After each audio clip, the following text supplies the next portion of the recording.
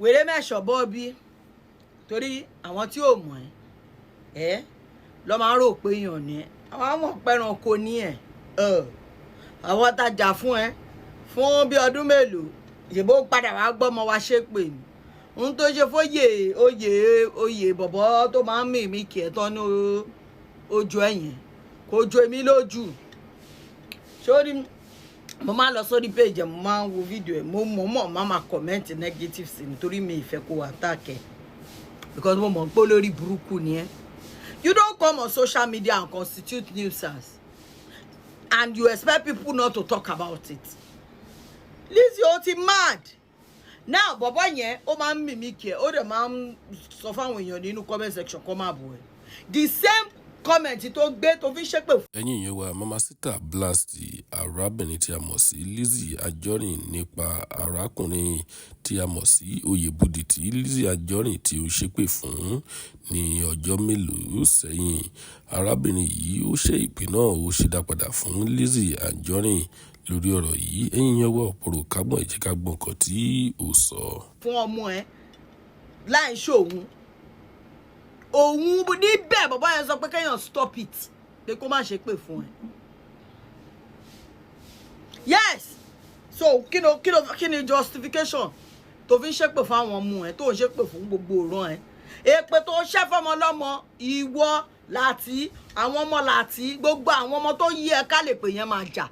àwọn tó ń ṣépè fún wọn ṣoríire nínú ilé ayé náà ìwọ lè pè yẹn ń jà òun tó kó òrókò bó tó kó òrókò tó ni kò bá mu fún ẹ kò ó kúrò nù ìlò ayé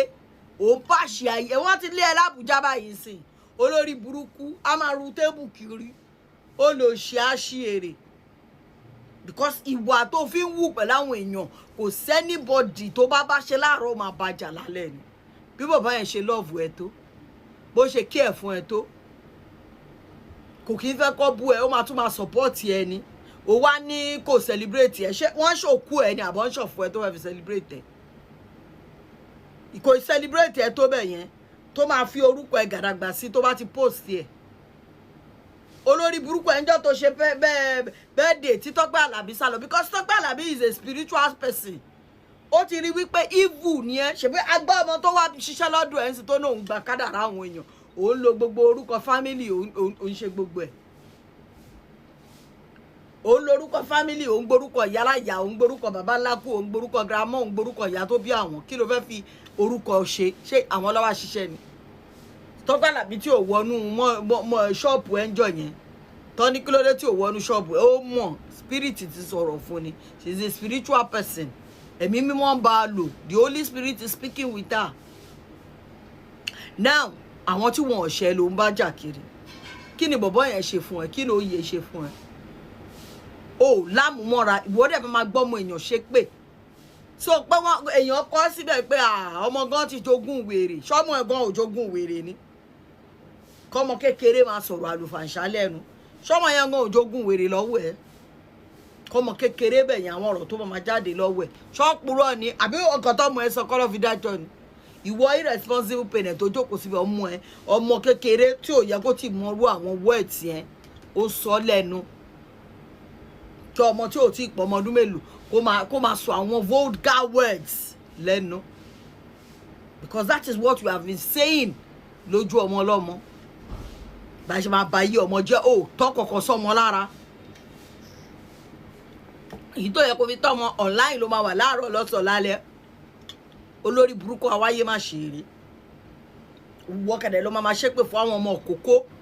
ló máa ṣépè fún ọmọ ló máa ṣépè fún ọmọ ló máa ṣépè fún gbogbo àwọn èèyàn tó bá ràgbà yí ẹ̀ka aláìṣe àwa èpè ò lè mọ́yè wọ́n máa fi orí ẹ̀ gbé èpè tọmọtọmọ ni oyè má fọ́ o mímíkì anybody ó rí gẹ́ẹ̀kejì yẹn ni kò ó lọ bá mímíkì it is on a public space nǹkan tó rí lórí public space ló ń mímíkì ó bù náà nǹkan tó sọ ló ń mímíkì má rí lẹ́ǹtó má jẹ́ kó ṣe gírídá fún ẹ remake that is your own lọ́wọ́ èmi mo jẹ́ kí gbogbo àwọn ọmọ tó wà ní TikTok láyà kó máa mímíkì ẹ̀ wọ́n bí ẹ kú it is on a public space anything on a public space can be used ó máa ti fẹ́ flag ẹ̀ bọ̀ torí kò lè flag TikTok yẹn ni because òun lo orúkọ ojú ẹ̀ tó o bá fẹ́ kọ́ mímíkì ọ̀rọ̀ wèrè tó ń sọ má sọ dáadáa lẹ́nu mọ́ tí òye bá stop má bẹ̀rẹ̀ tèmi dẹ̀ máa worst kan tí mo rí lórí cyberspace ni àwọn èèyàn ń gbéṣẹ́ mi tí máa rí lórí mi sí lórí YouTube máa rí lórí YouTube mo sí lórí Twitter jàre máa rí lórí Instagram mi wà active lórí Instagram bí mo ṣe máa bẹ̀rẹ̀ ni mo ti ẹ̀ mọ́ ṣe YouTube mi gan mélòó mo fi ń lọ bẹ̀ mo ṣe máa bẹ̀rẹ̀ ń yí ẹ̀yí láti máa lọ ṣe fídíò ń bẹ̀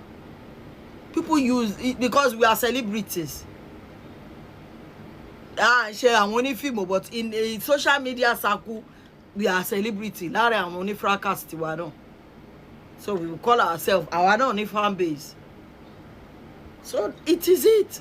people will even use your video to mimic and play and do all sort of because we are in the spotlight ìwọ ni kò wá mọ bó ṣe máa handle ẹ tó bá lè handle ẹ kó ṣí ẹ kúrò ìlítù tó ń ṣe fún ẹ ara ẹ ò lè gbà but you can do times 10 to order oye tó bá stop you will see what I will do to you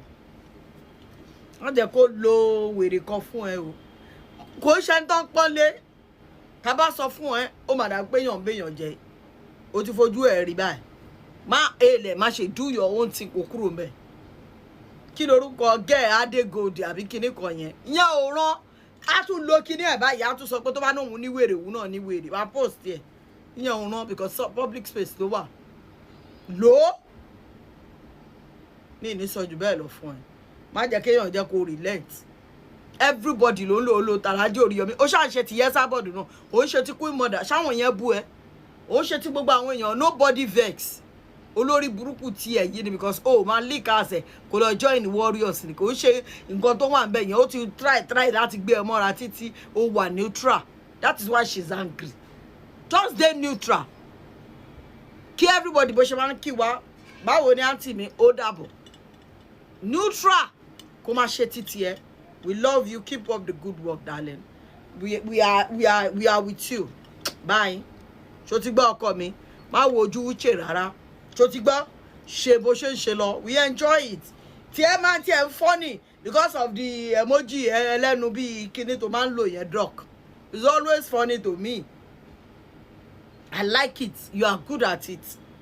you are very good at it èpè ẹ ò lè mú ẹ awẹ́lu ní kó fi ṣe kó tí ẹ nídìí láti wà wẹ̀lú tó bá ti ṣépè dá padà sórí ẹ lọ bómi àti iyọ̀ kó fi wẹ̀ kó rí padà sórí ẹ kò sọ pé kó lọ fo àfi tí ò bá jẹ epo tí ò jẹyọ̀ tí ò mú mi nìkan ló máa ń gbé epo ẹ máa mú ẹ àfi tí kò bá jọ lọ́sà tí ò bá jọ ló gbọ́n máa wo tiẹ̀ kò sọ fún pa borí dè pènù ní ẹ gbogbo èyí tó bá wí yẹn tiẹ̀ ló máa jẹ́ kó ń ṣe tiẹ̀ continue nǹkan tó fẹ́ ṣe má jẹ́ párí lẹ́ǹtì lórí àwọn mimic ẹ̀ o